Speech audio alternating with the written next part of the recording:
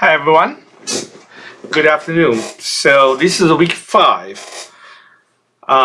Today we will talk about two types of sequences, arithmetical sequence and geometrical sequence. So those are very important, the most basic and most fundamental sequences. So what is a sequence? Well, it's just a sequence of numbers, as the name tells. But why do we need to study sequences? Because in the real world, many phenomena involve a sequence of numbers. And there are many examples. And hopefully at the end of the day, if we have time, we will talk about a Nobel Prize in chemistry from, I think it's in chemistry, from 2 years ago, and about the breakthrough technology called CRISPR. I really don't know much about that, but we'll see how it was originally discovered through studying some DNA sequences. Okay, so let's jump to topic. Arithmetic sequence. What is an arithmetic sequence? Well, in general, when we have a sequence of numbers like this, we start with a kind of arbitrary number, any initial number A, let's call any number A. Then from that point on, all the numbers, the second one, the third one, the first one, they are equally spaced, meaning that the difference between any two adjacent numbers, like the third and the fourth term, between those two, or between, say, the 100 and the 101 terms, the difference between the two, the difference between any two adjacent terms remains a constant. In this case, let's call that a D, standing for distance. So D is the difference between any two adjacent numbers. Therefore, the second term is A plus D. And the third one is A plus 2D. And the fourth one, A plus 3D, and so on. Right? It's quite easy to understand. And why this is called arithmetic sequence, it's because any term is the arithmetical mean between its two neighboring terms. What do we mean by that, arithmetical mean? So let's just say you have two numbers, x and y. Oops, I think somehow this is too big, so let me correct that. Okay, if you have two numbers, x and y, we call the average x plus y divided by 2. We call this the arithmetical mean of x and y. So in the arithmetic sequence, you will see that any two terms, let's just say a plus kd, where a is the initial one and d is the distance. So this is essentially the k plus 1 term. This is the k plus 1's term. Its neighbors, it's a plus k minus 1 d. It's a previous term. And the next term would be a plus k plus 1 d, right? Remember the difference between any two adjacent numbers is always d. So if this is a plus kd, then its previous term is a plus k minus 1d. And the next term is k plus 1d. It can be easily seen that if we add up those two and averaging them, the average must be this guy, right in the middle. So this term is the arithmetical average between its two neighboring terms. And that's why this sequence is called the arithmetic sequence. Okay. What are the formulas regarding this sequence? Well, generally, we already said A is the first term, and then D is the difference between the terms. Then the rule is that AN, the nth term, is A plus n minus 1D. Why is it n minus 1? Because if you do the counting, you count how many copies of distances away is this nth term from the first term. But the first term itself does not have any distance. So from the first term and the nth term, there are only n minus 1 copies of distance. Essentially, you count the intervals between those two numbers. There are n minus 1 intervals between them. Therefore, the formula is m plus n minus 1D. Okay, a frequently used kind of just formula about arithmetical sequences that if we know a portion of this arithmetical sequence, let's just say if we know a term somewhere in the middle, let's just call AM. This is the mth term. And we know everything in between until we hit nth, which is nth term. So we know the distance, of course. We need to know the distance. This distance is known. How do we know the sum of those terms?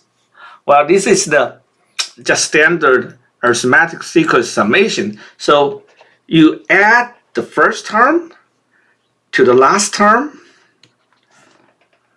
then times how many just the distance in between. So how many terms are there? This must be m minus m plus 1, right? We know how to do counting about this. So starting at the mth term times this term, then you times them together, times this, and plus minus 1, then divided by 2. Okay? So, for example, if you want to add 1, 2, 3, 4 to 100, you add 1 to 100 times 100 divided by 2. Okay? So that means that you need to figure out how many terms are there. Okay? It doesn't really matter if just you know either the D or the number of terms. Either way, you will figure out. So if you know D, then you will know that how many terms in between, because the difference AM minus AM divided by D will be how many copies, how many intervals are in there. So then you plus that by 1, that would be the total number of terms. If you know the indexes or the subscript, then you can directly figure out. But in that case, you don't need to know the D. The point is that you have this general formula to get the sum of either a portion or just the whole arithmetical sequence. So this is very important formula. Okay, so we already hint. I hope this is kind of has a geometric interpretation. You have a trapezoid. How do you get the area of the trapezoid? You have the two bases, A plus B, and then you times the h, which is the height of the trapezoid, then divided by 2. That's the area of this trapezoid. And this formula is kind of essentially analogous in spirit, very similar to the sum of arithmetical sequence. Because if you think about this, if you have, let me use red pen now, am plus 1, to am. If you get the same copy, just in the reverse way, rewrite the same, essentially the same subsequence, am minus 1, am plus 1, then am. Essentially, you make another copy, but turn it just upside down, reverse the order. Then you add those two sequences up. You can see that each of them can be paired together, and it can be easily seen the sum of so paired pairs is always the same because of the equal distance nature. So am plus am equals to am plus 1, am minus 1 equals to am plus 2. Maybe I should write this m as n so that this can be perfectly aligned, plus am minus 2, and so on. So the total sum would be this sum times how many pairs there. And how many pairs is exactly how many terms in this subsequence. You times that number, then you divide it by 2. Okay? Because you are adding 2 terms. This is exactly how you get this summation formula, and that is really analogous to the trapezoid area formula. Because if we do the trapezoiding, you will see that we are doing 2 copies of the trapezoid, turn it upside down, patch them. Then we get a parallelogram, and parallelogram's area formula, of course, is the base. This base times the height, but the base is the sum of the 2 trapezoid bases, A and B, add up together. So this formula for the trapezoid area is essentially the same thing, or in spirit the same thing as the arithmetic sequence summation formula. Now let's talk about geometrical sequence. Okay, geometrical sequence is kind of analogous to the arithmetical sequence in the sense that we certainly have a kind of similar property, except now between any 2 adjacent terms, we do not look at the difference between the 2, but we look at the ratio at the 2. And this ratio must remain a constant throughout the whole sequence. So therefore, if we start as an arbitrary number, initial one, a, and the next term, the second term, the ratio between the second and the first is some number r, standing for ratio. Then this mandates that the third term must be a times r squared, right? Because we want the ratio between any 2 adjacent terms remain a constant. Therefore, this r is the constant ratio for the whole sequence. Then from that point on, the first term must be ar to the cube, ar to the 4th power, and so on. So except distance, we have a ratio now, and this represents a geometric sequence. And why is it called geometric sequence? It's because, just very analogous, if you have 2 numbers, x and y, we just mentioned that x plus y divided by 2, this is called arithmetic average, right? If we have x times y and then takes the square root, then this is called a geometric average of the 2 numbers. Of course, here we assume the square root is properly defined if we are limited to real numbers. So in the geometric sequence, if you look at any term, say this is a to the r to the k's power. This is essentially the k plus 1's term, right? Because we started at a. This is the k plus 1's term. Then its two labels must be a times r to the k minus 1. That's the previous term in the sequence, and the next sequence term must be a to the r, a times r to the k plus 1's power, right? And if you look carefully, if you times this one with this one, what will you get? You will get those two multiplied together. You will get a squared, a times a, then r to the power of k minus 1, k plus 1 together, add up, that would be 2k. Right? One is k minus 1, one is k plus 1. Just cancel out the one part, you get 2k.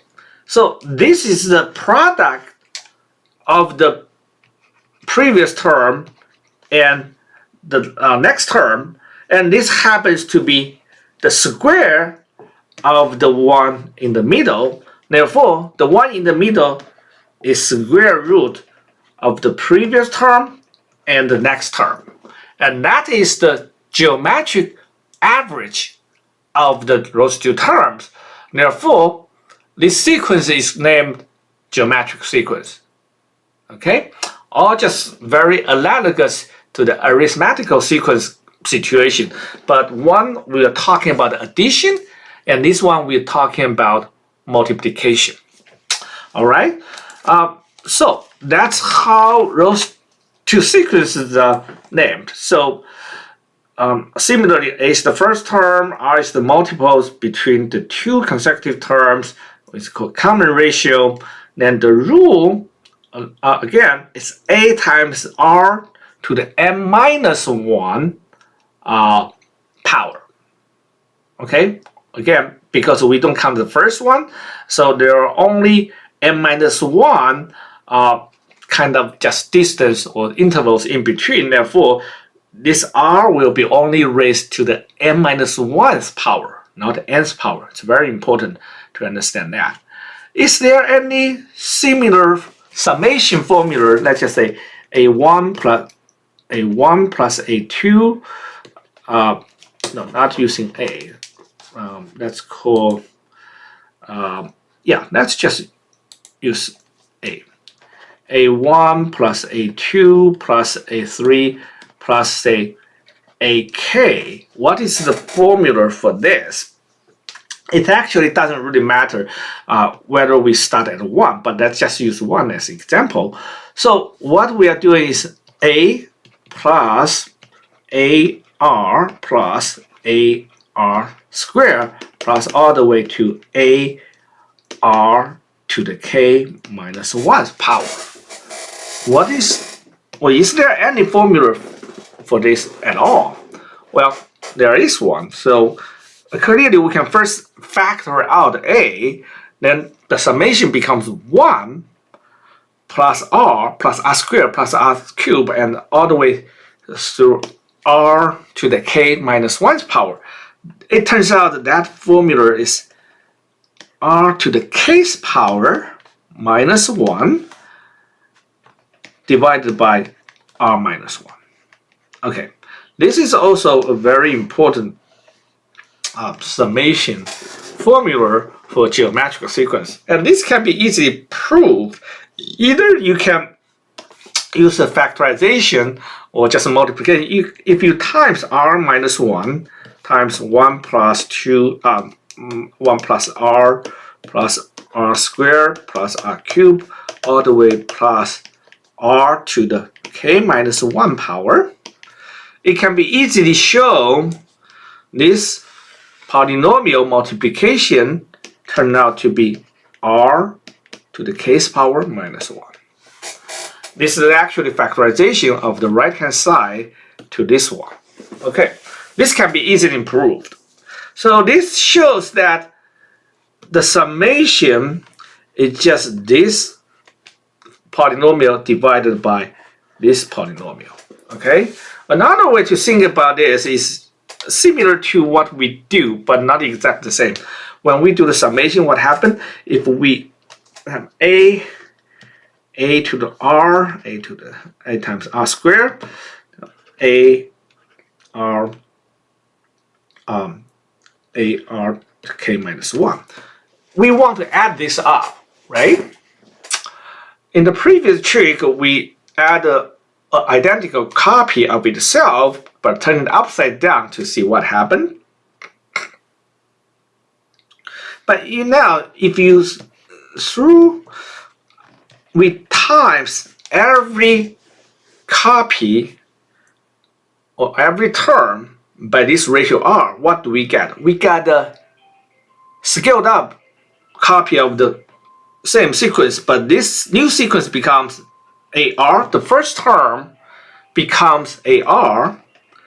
The second term becomes AR squared, and so on, until the last one becomes A times R to the kth power, right? Remember, this is what we will get if we multiply every term by this ratio. But the result is remarkably similar to the first one, because other than the first term, every term in the original subsequence is already appeared here, right? So except the first term in the original sequence and the last term in the new sequence, all the other k minus 1 terms are overlapping with each other because you just kind of shifted. So that means that if we subtract the original one from the new one is, let's just say, the sum we wanted is S. It's a capital S representing the total of all the original term. So this guy must be R times S, right? Because now we scaled every term by R. So this R times S, we're subtracting a copy of the original one. And you can see that the subtracting of this, the left-hand side from right-hand side, all those overlapped terms got cancelled because they appear in both. So this equals to only this very last term in the new sequence, which is A times RK, that is last one, subtracting the very first one, A. Okay, so now you can see that the left-hand side is R minus 1 times the summation S. And the right-hand side is just A times R to the kth power minus 1.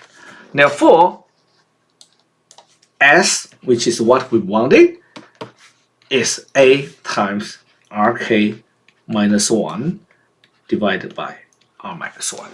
So this is a proof without doing any real polynomial work. Okay? The idea is kind of just utilizing the inherent property of this geometric sequence. Yeah, you keep a common ratio. So if I multiply everything by the same ratio, it just the sequence got slightly shifted, except the first one and the last one. Everything in between would be exactly the same anyway. That's the fundamental property of a geometric sequence. In that way, when I'm subtracting between the two, I got something like this. Okay, now we got this formula. Okay, so much so for arithmetical and geometrical sequences. Those are extremely important, and in middle school, even high school math competitions, those will frequently appear. But for Mathcounts, all the problems remains relatively easy if you firmly understand what we just discussed about. You just look at the two sequences. Fundamental property is that one parameter determines the whole behavior of the sequence. In the geometrical sequence cases, it's that common ratio, and the underlying operation is multiplication. While in the arithmetical sequence cases, that parameter is a difference, that d, and the operation is addition. If you really understand this, all the problems are very easy. So let's take a look at today's problem. They are fairly easy. Okay. First problem. If the 7th term of the arithmetical sequence is 24 and 12th term is 48, then what is the 57th term? So you have to understand the general formula, right? If we know A7 and we know A24, this is A24, and now we want to know A57, and the 7th is 24, the 12th is 48, this is 24, this is 48, and what is A57? How do we to know that? Well, it's not too difficult to immediately see. All you need is to figure out the d, the distance for this arithmetical sequence, right? Because if you know d, you will know A57 is just, we can always use a subsequence of the arithmetical sequence as a new arithmetic sequence, right? Because a subsequence remains an arithmetic sequence, except that the first term got shifted, but the d remains the same. So A57 is A7 plus how many copies d, how many copies distance in between. That interval must be 50, right? It's 57 minus 7. If you think about it, the earlier we said n minus 1 because we count as A1, but in this case, the first one is A7. Effectively, you have from the 7th term to the 57th term, there are 50 intervals. But from 1 to 50, 59. That's very easy to understand. So it's always the difference between the subscripts, 57 minus 7, which is 50 plus d. We need to figure out what is d because we already know A7. We just need to know d. How do we know d? By the same token, we already have another one. So A24 must be still the same A7 plus 24 minus 7d. And this one is 48, this is 24. So you can easily see that 48 equals to 24 plus 17d, right? Is that the case? 7th term, 24, 12. Oh, this is 12. Sorry, not 24. This is 12. Yeah, that makes sense. Otherwise, the number will look bizarre. 12, and this is 12 minus 7. So this will be 5d. Okay? So from those two, you can immediately see d is 24 over 5. Because you subtract 24 from the left and then divide it by 5. So you got the distance. You just need to plug in this back into this number, this equation. So A57 is simply A7, which is 24 plus 50 times this 24 over 56. So this got to be 24 plus 10 times 24, that's 240. So this is 264. So the takeaway from this problem is that arithmetic sequence is really, it's just either you need to figure out the distance or sometimes figure out how many terms. You know one of them, you just have one unknown. And the condition here, you know the 7th term, you know the 12th term, you know exactly how many copies in between, copies of that distance in between, and you know both numbers, then you will know the distance immediately. Once you know the distance, you can calculate any other term in the sequence. Okay, so that's a general property for arithmetical sequence. The key is to figure out that distance d. Okay, so let's look at the next problem. Okay, now this time it's a geometric sequence, but the same concept still applies. You just somehow replace addition to multiplication, but the philosophy is exactly the same.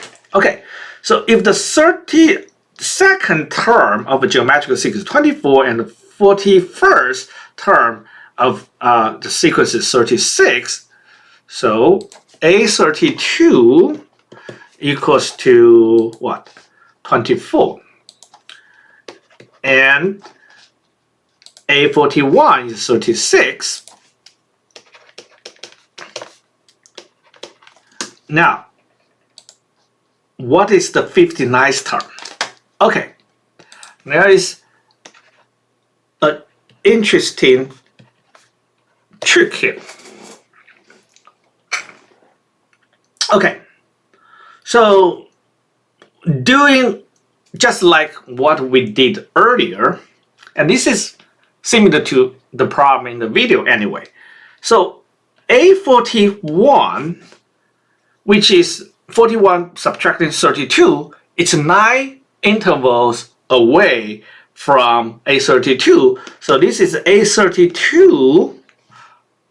We are essentially using A32 as the very first term of a subsequence, right? You can think about that. A32, imagine, is the first one. So times the same ratio. How many intervals in between 9? So it's to the 9th power. We already know this guy is 24. This guy is 36. Now we want to know A59, right? We know A59 equals to A32 times R to how many power? 59 minus 32, that's 27. Okay. So at this point, by dividing 24 from 36, because 24 equals 36 times R to the 9th power, you know R to the 9th power equals to 36 over 24, that's 3 over 2, right?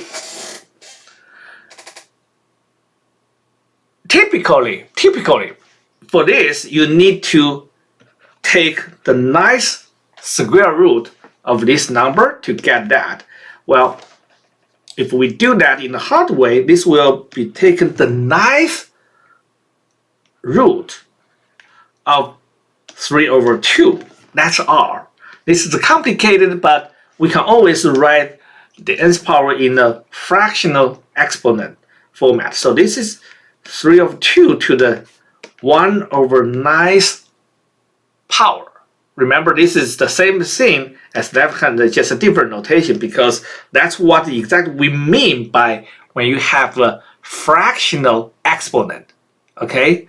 Remember, if we have x m over n's fractional power, what does that mean? It means it first takes m's power, then take n's root for the nth power. That's how we define what this means. So this is essentially the fraction of this. Typically, we need to know this, then take this back to 27th power of this root, because we want to calculate this guy now. And you can see that easily 27 and times 1 over 9, that's 3. So this is 3 over 2's those two exponent multiplied together, get a 3. This is third power, it's a cube. So A59 equals to the 32th term times 3 over 2 to the cube. Okay, we can definitely do that, but a smarter way of doing that is that without going through this whole process, take the nice root and then take the 27th power, we can take a shortcut. Because you should be very good at the numbers, right? Your number sense, your number sense should be good in order to do math competitions. Here, you recognize that what you were given, there's an equation which gives you r to the ninth power. But what you truly need is not r. You truly need r to the 27th power. 27 is 3 times of 9. So this is immediately what you want is r9 to the cube. Essentially the same thing. So this is really a shortcut, right? In order to get 27th power, once you know r to the 9th power, you can directly cube that in order to get 27th power. You don't have to go through kind of first get the nice root of this guy, then take the 27th power. Essentially, you will get the same thing anyway. So that's how you would do that. So the solution, of course, is A32 times 3 over 2's cube, and A32 is 24, right? So that means that you times 24 times this cube is 27 over 8, so this equals to 81. Okay, so you can see that philosophically, this problem is not really different from the previous problem, except that the previous problem involved arithmetical sequence. We need to get the D, here we need to get R. Instead of dealing with addition, we are dealing with multiplication. Okay, but the idea is exactly the same. Okay. So let's look at the next problem. Okay, Joanne is thinking of a geometric sequence with first term 6 and third term 2. John is also thinking of a geometric sequence with first term 6 and third term 2. Must they be thinking of the same sequence? Oh, that is interesting. They're both thinking of a geometric sequence and they think the first and the third terms to be exactly the same. Looks like that's a no-brainer. It must be the same sequence, isn't it? Well, be a little bit careful, because when you have geometric sequence, you are dealing with multiplication, which is slightly more complicated than multiplication, right? For example, you cannot take square root of -1. Okay, first we want to take one step back, think about a fundamental phenomena about geometrical sequence. That is the sign of the ratio. We know if we limit ourselves to real numbers, we don't talk about complex numbers, we only deal with real numbers, then real number must be either a positive number or negative number, right? So if the ratio r is a positive, what happened to those terms in the sequence? They all have the same sign. If the very first term is negative, from that point on, the whole sequence is negative, right? Because you always times the same positive number r again, again, again, again. So everybody will be negative. If the first term, on the other hand, is positive, obviously everything will be positive as well. You time positive with positive, you will never go negative. So if the ratio r has a positive sign, then the whole sequence will have the same sign for all the terms, either negative or positive, depending on what kind of sign you will get for the very first term, obviously. But what if this r is a negative number? It got a negative sign. Then you will see the whole sequence, the terms, those signs of terms, will bounce back between positive and negative, right? Every time you get a positive number, the next number must be negative because now you are multiplying a positive with a negative ratio, so next term will be negative. Then the next one will be back to positive. So easily you can see the signs of the sequence will just fluctuate between the two, positive, negative. And how it actually looks like, again, depends on the very first term. So that's something that you should be keenly aware of. Back to this problem, we got a 1 and a 3 and a 1, a 6, and a third is 2. What does that mean? Well, we already said that we want to get the ratio, right? So A3 is A1 times R. Very interestingly, this is R squared. And what is R squared? R squared is A3 divided by A1. That's 1/3, right? And what is R? Well, we don't know. The problem does not give us complete information to help us determine whether R is square root of 1/3 or the negative of square root of 1/3. Either one is possible. So therefore, because we have two possibilities for this ratio R, the two sequences thought of by Joanne and John are not necessarily the same. It could be perfectly the case where they think about one sequence that has a positive ratio and the other one thinks about a negative ratio. In either case, this condition can be met, right? So that tells us that for geometric problem, once we get something like r to the case power equals to something, to a number n, we may or may not ascertain r. Because if k is an odd integer, then k is uniquely determined. Because when you have a odd number power, you don't have that problem with negative sign or positive sign. However, if k is an even number, we potentially have two possibilities for r.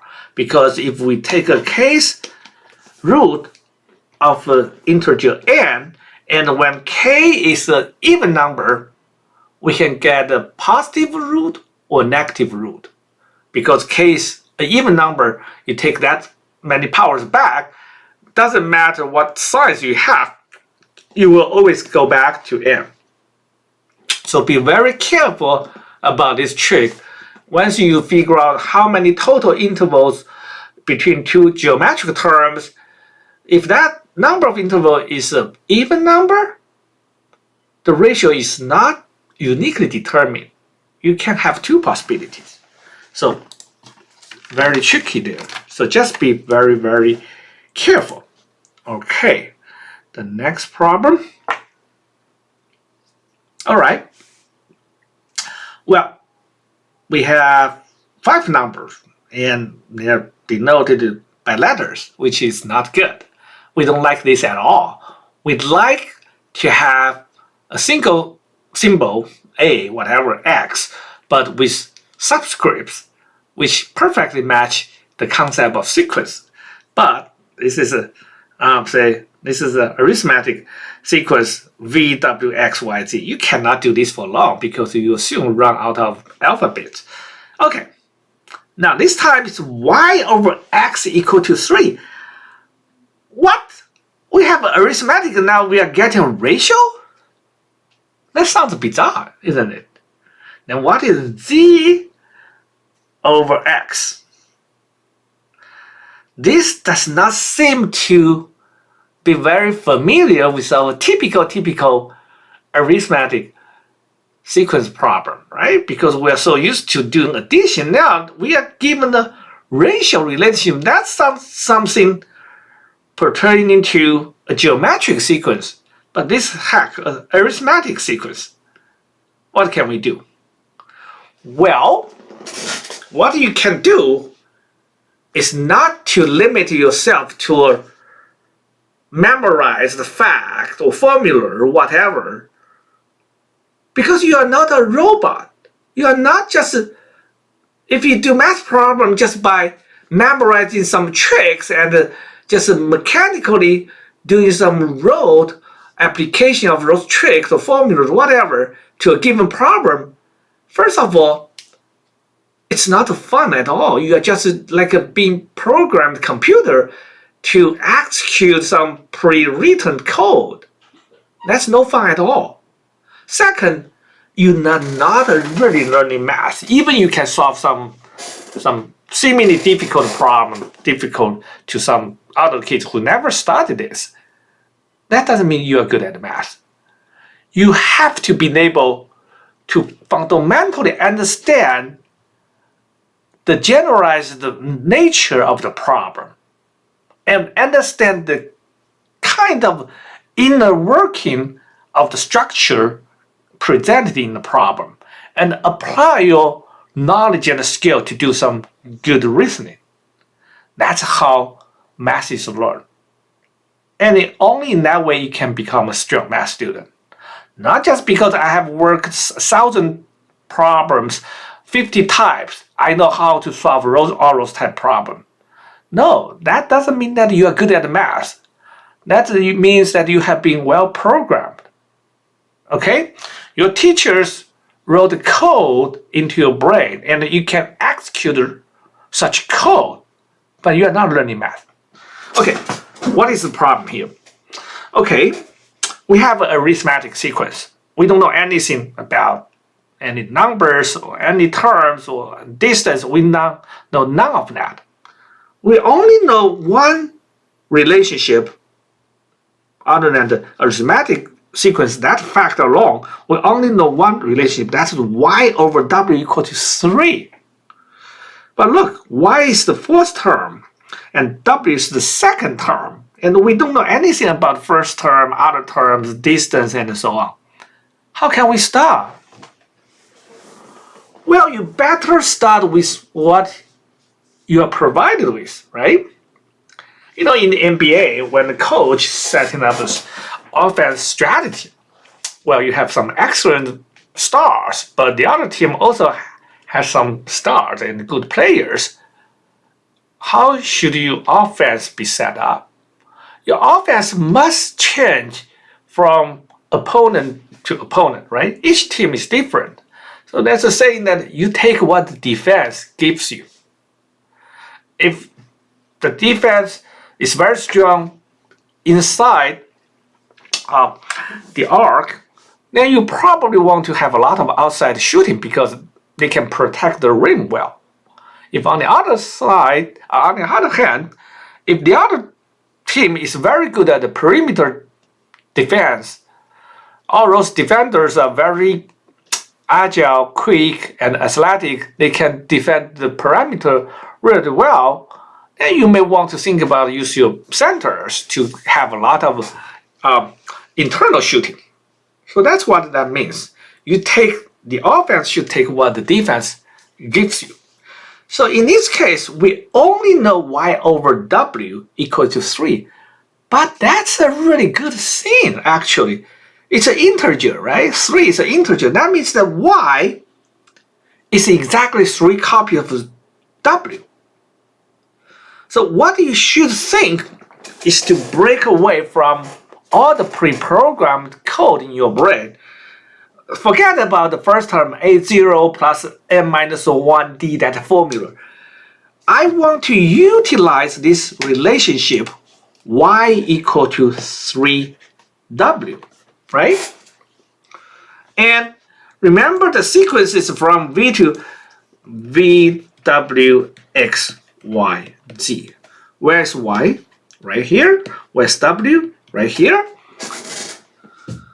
So they're just only 2 intervals away. We don't know anything else. So in this case, why don't we choose w as our kind of initial term? If y is w is the first one, then y here is 3w, right? This is w, this is 3w. We get it. Essentially, if you treat w as a number, we know this term and the next term, 3w, then what is the distance in between? You're just 2 intervals away, so the midterm right between them must be 2w. Right? That means that the d in this case is w itself.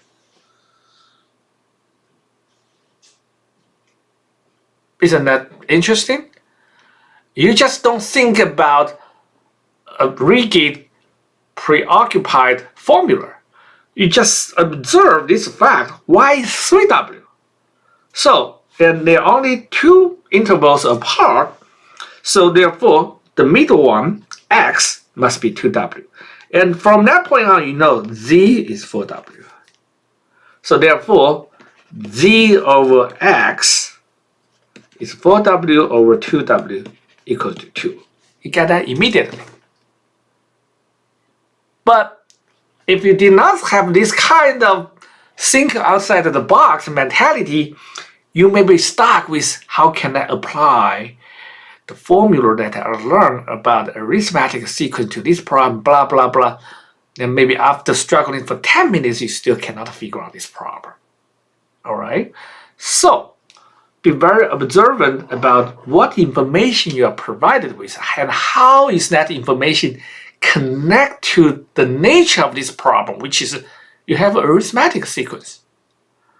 I know the basic property, I just need to connect between this given piece of information to the underlying property of the problem. Okay? So if you think of the problem this way, it's really easy. Otherwise, it could be quite challenging. All right. We have 7 minutes, so Billy has a lot of time on his hands. Ooh, what does he do? So he constructs an infinite sequence of numbers. We don't like that, too many. In Billy's sequence, the nth term is n over 3 to the nth power. That's bizarre because both the numerator and denominator are simultaneously changing with n. So his sequence starts with 1/3 to 9, 1/3 2 over 9, 3 over 27, 4 over 81, and so on.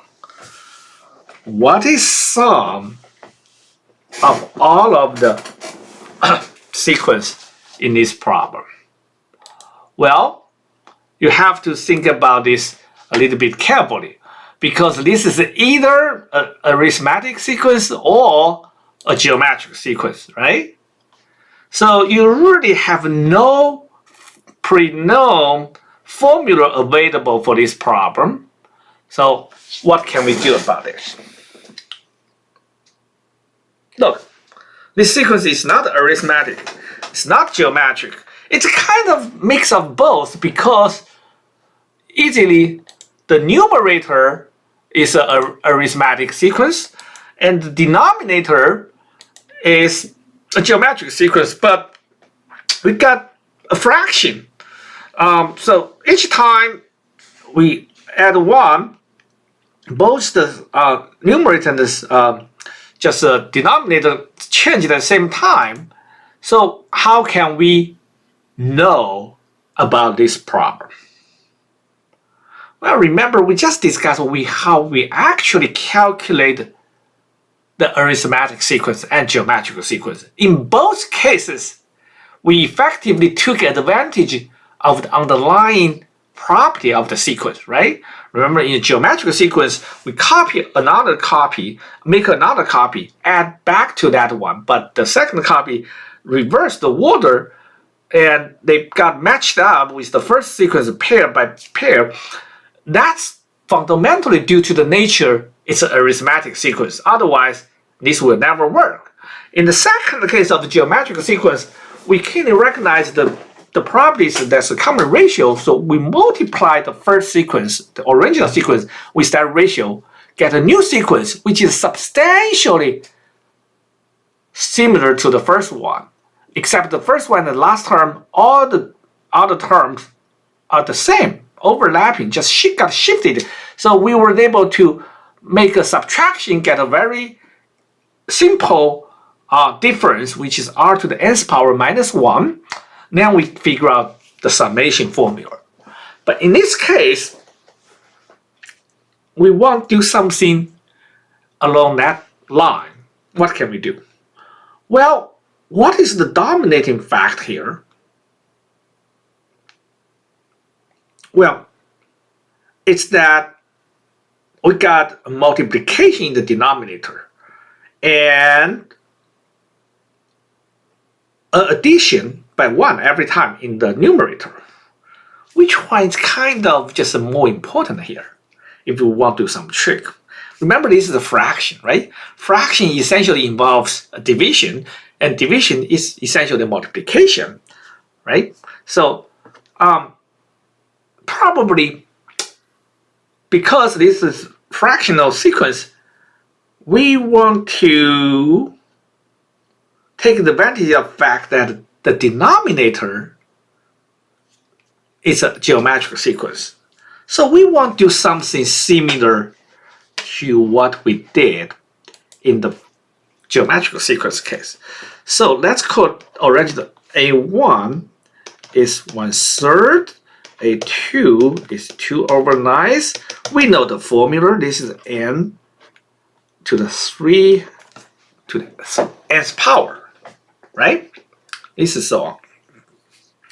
So if you ignore the denominator part, if you just for now thinking that this is 1/3 to the n, what happened?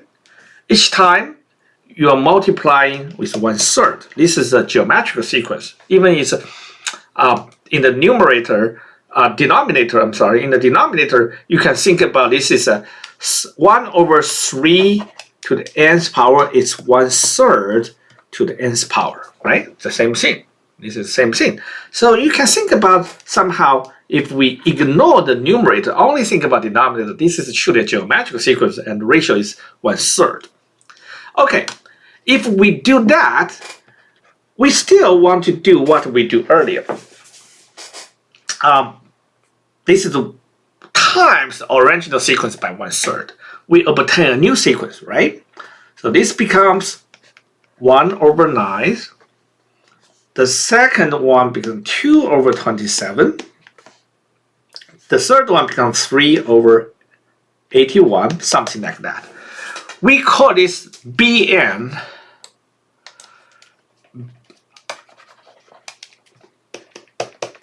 This is Bn. It's a new sequence. What is Bn? By definition, Bn is n times 3n plus 1, right? We multiply it by further one. But now you can see something really remarkable, because this sequence grows like this, 27. The numerators remain effectively the same, 1, 2, 3, 1, 2, 3, but their denominator got shifted. So the 2 here match with 9, right? So reversely, if you look at all the identical denominators, 27, 27, 27, their numerators now differ by 1. That's not surprising because the original numerators are identical. After multiplying one more ratio, they got one shifted away. So the new identical denominators, their numerators differ by exactly 1. What does that mean? Okay, if we use this new sequence, subtracting away from this new sequence the original sequence, that means that Bn B1 plus B2 plus Bn. This is the sum. We want to know the sum, right? The sum of the new sequence subtracting the A1 plus A2 plus A3. What do we get? We got this guy subtracting this guy subtracting this guy, and so on, except the last one and the first one, right? This guy has no one to match because there's no denominator at 3, and this one, say the last one, is always 3 times bigger than the last denominator here. But everything in between, we get something like this. So negative 1 over 9 subtracting 2 over 9, that's negative 1 over 9. And 2 over 27 subtracting 3/27, that's negative 1 over 27. Until you have the last one. If this is a Bm, so this is 1 over 3 to the nth power, because that's what you have for the first Am. But that's all the subtraction you can use. You still have your last one, which is 3 to the m plus 1 n. That's your very last one in Bm, subtracting the original one, right? At this point, do we know how to do it? Yes, we do. Because now we recognize this is a geometric sequence. It means that after we do this, scaled it up, then subtracting the original sequence, we got something like, we know the first one, we know the last one, first one, those two are special. But other than that, all the other terms, the difference, form a geometrical sequence. Okay? So if that's the case, in general, we know the formula of this, right? And we know this, and we know this. And what are we doing? We were trying to get the sum of this sequence, A1 plus A2 plus A3. And we know this sequence should converge. By the way, this is something a little bit advanced, but let's just say this should add up to a finite number. It cannot go to infinity. If A1 plus A2 plus A equals to S, that's the sum. What is B1 plus B2? That's 1/3 of S, right? Because you scaled up everything by 1/3. If the first one converges, the second one must be converging as well, and it should converge it to this guy. So essentially you have 1/3 as S, subtracting S equal to whatever you get here. So that is negative 2/3 S you get from here. So S is this, whatever this divided by 2/3, a negative 2/3. Of course, this problem has a little bit weird structure because you need to figure out this is infinity, right? So essentially, you are doing a little bit more advanced stuff. If you are doing n goes to infinity, what will this number look like? And that is actually easy, because when n goes to infinity, this guy will go to 0. And this guy will go to a ratio, right? We know the finite sum of geometrical sequence is Rm minus 1. We have not talked about this, but this is very important. In the geometrical sequence, when that happens, when R is the absolute value of R is less than 1, this one will converge to this summation formula of geometric sequence. As you can see, if R's absolute value is less than 1, R to the nth power will go to what?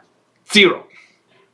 So this really becomes A times negative 1 over R minus 1. So this is nothing but A 1 minus R. So this is the convergent number when you add a geometrical sequence that the series is convergent. That can actually goes here. Okay, so what is the ratio here? The ratio here is 1/3.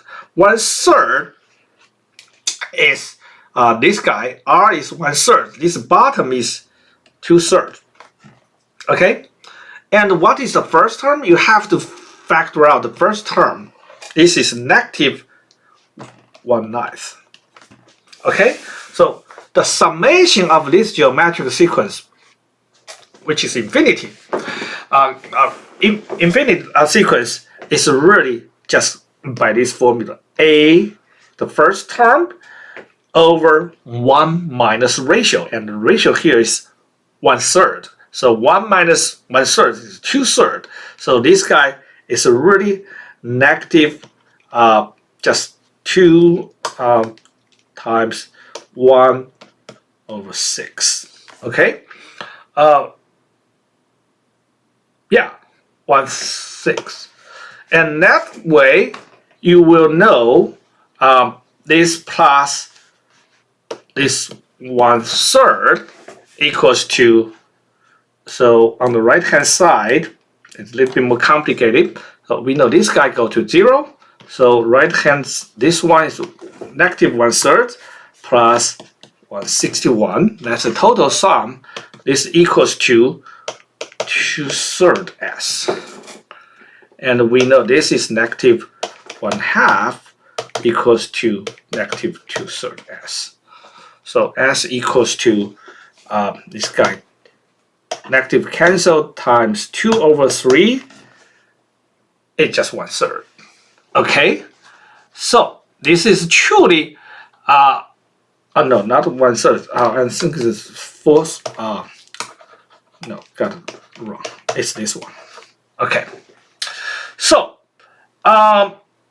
you know, this problem is perhaps a little bit challenging because you need to know the trick and you know the concept of convergence. But that is really something you can do even without knowing those advanced concepts like limits. You can intuitively understand why this is converging. But the most important takeaway for this problem is that it looks complicated, but you can use what you have already done, what have you already learned, to do the trick. And that trick is based on your observation. You want to take advantage of the underlying property of the problem. The property is here. You get a sequence of fractions. The denominators keep changing, which is the arithmetic sequence. The numerator keeps changing, which is the arithmetic sequence, and the denominator also changing as a geometric sequence. Which one you want utilize in this problem? Apparently, geometric sequence is connected to what you have already did in the case when you sum a geometrical sequence. Okay, so that trick yield a very interesting result. That is, you multiply that am by the end, you got a shifted version of this. Oops.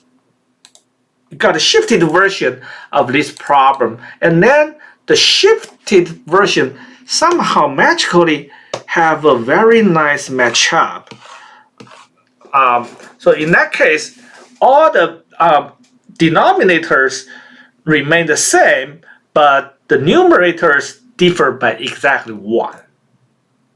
And when you're subtracting one from the other, you got most terms got just perfectly canceling out the numerators. So the numerators become the constant 1. Also, the denominator still changing, but we know how to do that. That's a standard geometrical sequence. So this trick itself is very kind of interesting, and you don't memorize a trick like this. You understand what trick stands for. It stands for a keen understanding of the nature of the problem.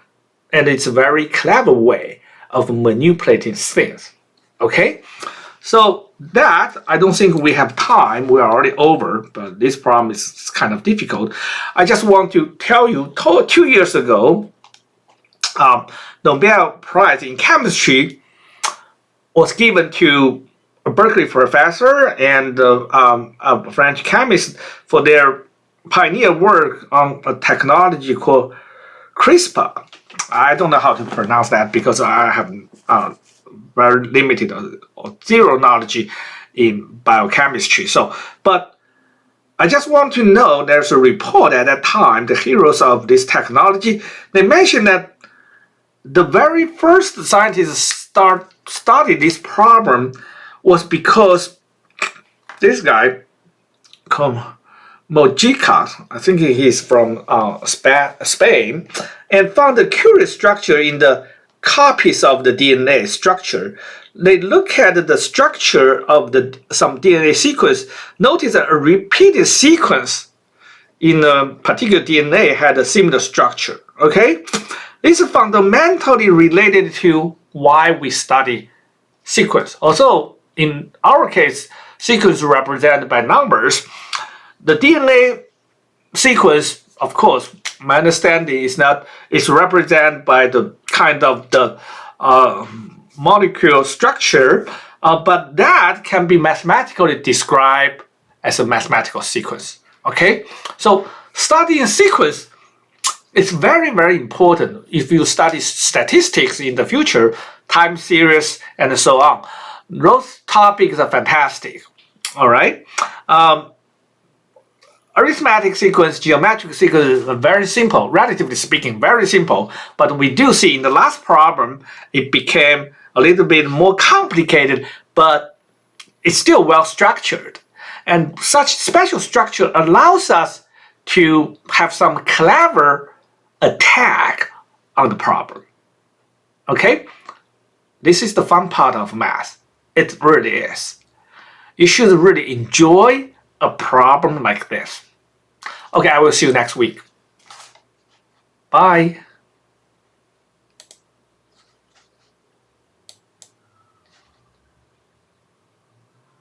Goodbye.